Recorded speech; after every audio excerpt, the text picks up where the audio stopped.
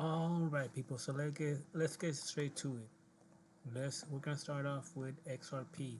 Now, I'm a point. I just made this video to point one, not one. Well, point a few things out, but they all they all have something in particular in the same. I'm gonna check XRP, Bitcoin, Ethereum. Why? If you go to the daily, you guys see this perfect box. I call it the three candle box. One candle, two candle, and three candle. Normally, if the third candle closes inside or still inside of this box, invisible box that you do not see here, that move is still active. Now, the moment the next candle keeps rejecting the same price that the third candle started rejecting and closing on down there, especially on forward candle, whatever candle it is, it's telling you the market is gonna most likely start retracing on down. But what it'll do then, what you gotta pay attention to that last third candle is that in the four candles, let's say you, for example, we're in daily. So in the four candles, you would check to see where it was at. If it was breaking halfway through it, then to me that indicates you, hey, this is your fake out move where it'll seem like it's falling down, but halfway through that um, of that candle. So the daily that time will be your 10 o'clock, 11 o'clock ish, whatnot. Then the market then is gonna start correcting and really start hitting where it's going. if you if you go to your forward candle, you see it was doing that. So here, the main candle was where the three candle boxes at is right here. So notice how it was breaking on down earlier throughout the night. Now you're seeing this move getting back inside. Why? Because it's important where these candles close. Time is very important. It's not just about price and this, but it's really about time. Cause you gotta milk it, right? Just like when you go to work, when you gotta do shit, got shit to do, you gotta make it seem like if you're doing something. So the market tends to do that. They'll milk it. They'll make it. They have to make it move, right? It can't just be in one price the whole time and go down 30 minutes. The other one, they have to, have like a flow. It has have a rhythm to it, and whatnot. So what they'll do is they'll do that. They'll fake you out. It'll come back inside, close the 4 hour candle prior to the last one of the day or of that candle. For example, today we close at 5 p.m. So this forward candle by your your 9 o'clock need to still be right underneath it or at least inside. That way the next 2-3 hours can bullshit and then start going back up slowly and whatnot. If you see right here, we started it, so we closed 5 p.m. We closed 5 p.m. Again, another forward candle, and that's where we closed a 12-hour candle. We closed it right inside the box. But notice how after that, it starts faking you, right? But the fact that it still stay there is still bullish or whatnot. It starts going down, and here we come to 8 o'clock, bounce back up, and close 9 o'clock inside. So the fact that we have this forward candle closing inside of here,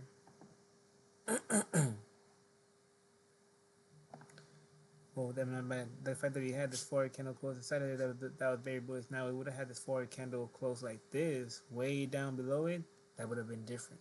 But the fact that it did that, and not just that, how Ethereum and Bitcoin were reacting. So what you're gonna see now, or what you should see now, if it's still gonna be very bullish, you gotta see. So we close at 9 by your 10 your 10:45 your 10:45 to 11:30 should be back in this region right here, especially this passing this. So by 10:45 or 10:15 we should be up in this region passing this, and by 12 we should have some sort of like big push on up or strong candle and close up here. So that way we close here at 1 o'clock, and then from 1 o'clock again we're gonna try to fight through this, break it, and close the day here at 5 p.m. And again we're gonna have this very bullish Sunday or whatnot. If today Saturday we keep rejecting this area and by 1 o'clock we're still down here, then the market is gonna, either two things need to happen to be still bullish. The market needs to just bullshit till Sunday in this region right here, and then once Sunday comes, finally pass it one more time and close here Sunday night at 5 in the morning up here. But if not, if we keep rejecting this and by Saturday evening we start coming down here to the region like 1, 3 p.m. we're down here, then the market is most likely actually gonna dump it. Probably have to do with either with tariffs or something with the Fed. If by um, Sunday morning we don't see some sort of pullback and try to get back in here, then it tells me that we're gonna, especially if by 9 that we're still down here, or by 5 in the morning down here, that's very bad. If by 1 we're still somewhere down here, that means something really bad happened, whether it be tariffs or some sort of war issue or some shit like that. And you will most likely see the S&P close a little bit lower, or again, it could just be a crypto manipulation bullshit that won't affect the S&P 500. But most likely, 70% of the time, it does have to do with something with the market, how the market, what's really, especially when there's really actual bombs or something big like Iran, you will see it in crypto definitely. Now, so now that I explained how this whole 3 candle box is forming and how that third candle still has a lot more to go, that's how I'm seeing this play out. Because these candle boxes tends to fucking break up and do, let me see if I find one, and do this right here. Alright, so now we're gonna go to Bitcoin, and you see Bitcoin created I call it a floating island. It's a floating island. It hovers around and lives. Just imagine it's a floating island just in the sky, and it has this. You see movies or animations or whatnot. Dragon Ball Z, Dragon Ball Z. How there's that purple being. I don't know what the fuck he is. He's black. He looks like a. I don't know. He has this. Anyways, when Goku dies and goes to heaven or whatever, he goes train over there in his little world. But there's another guy that has like this floating. I can't say floating, little land of his, whatnot. Anyways, consider that. And this is the base. This is the foundation right here. Now, what I was telling the homie is like, hey, to keep this still active, still bullish, first of all, we need to maintain this floating island. That's gonna tell me that's what we need to do. That way, when the market opens, you can see there's a little downtrend happening. Watch. Right here. Stretch it out, make it orange because the daily. And if you notice, so these are the Fibonacci's. So watch. It's orange, red, and blue. So let me go orange. There's the orange 50 Fibonacci. You got the blue 8-hour candle right there, and red. I said, and red. So all these are right. It's right there. So either we lose it, or it's gonna do that move where it's gonna finally break through these Fibonacci's because they're fucking strong. They're 4-hour, 8-hour candle, and 12-hour candle, 50 Fibonacci's. So it's gonna finally break through that and close here at either at 1 p.m. We should be here by 1 p.m.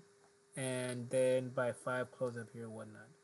Or we're gonna end up still closing here at 5 p.m. but still gonna be very bullish. That way, so from Saturday night to Sunday morning, whatnot, it's gonna struggle trying to pass this and break through this weekly resistance right here because we have a weekly resistance.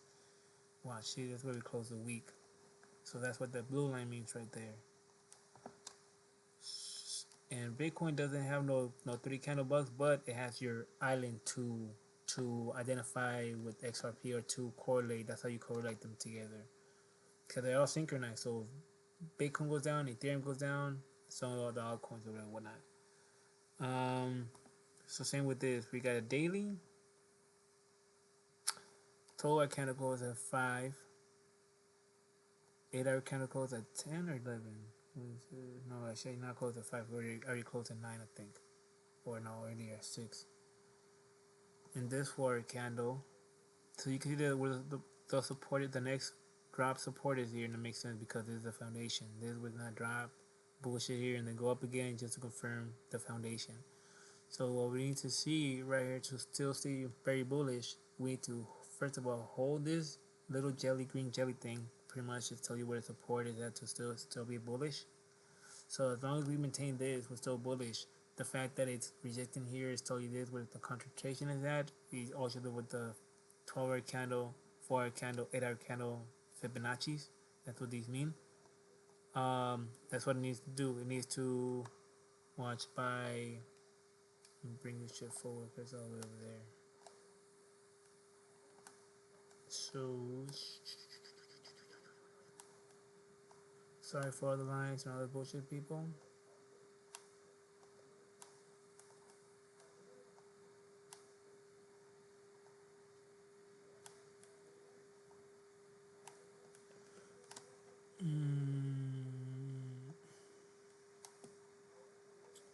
So I like to dissect my graphs into sections. So sorry for all this mess.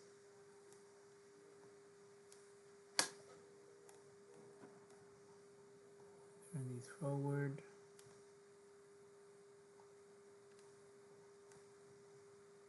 These forward. Make the screen smaller.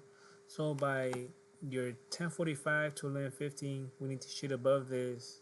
That way, by 12:01 we can close above this, and then from 1 to 5 close here in the day, and then struggle throughout the night, the day to pass through this, get rejected, and go back down. Or if we continue where we are right now, we're gonna start going down by 11:45, 10:45, or 11:30 in between that area.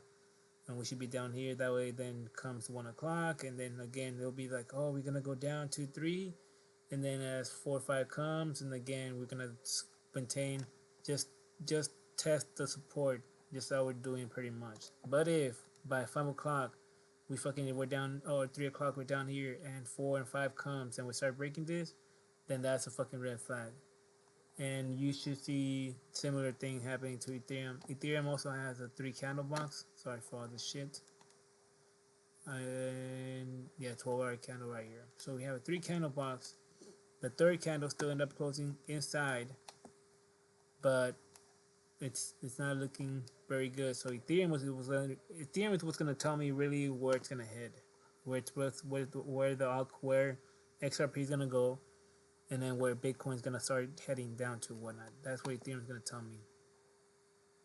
So here's a 12 candle box. If we keep rejecting this area where we are right now, 10:45, 11:15, 10:45, 11:30, we start coming down here, and then we still hold this shit. Either by 12:1, we gotta be back in here. If not, we hold 1 and we close down here. Then that'll bring Ethereum. Oh my bad. That is this Ethereum. Then that'll be in Bitcoin down to that support area, that floating island support area. Support area. And then you're just gonna finally break it. You're gonna see especially if Ethereum falls down through here, you're gonna see Bitcoin break that. But if we do break down, this should be our next stop, and then we should start going back up here. And then there's gonna be, are we gonna make it back again, or are we gonna see it resist, and we're gonna come down here, or we're gonna pass Sunday throughout the night and go back up here again. You should see some of this thing down here again. Watch. See, it should come down here, test this, respect the support of the support there, and then go back up, try one more time, fail, and then finally try to break through it. It's gonna be thick, it's gonna be hard. So that's how I see this breaking down. If everything doesn't go as planned, timing and everything, whatnot. So I won't make this confusing or long. I'm gonna leave it like that, people, and then later on, most likely at 1 o'clock, I'll do an update to see where I think how the market's gonna play out and everything. Bring this over here because I still got a lot of time left.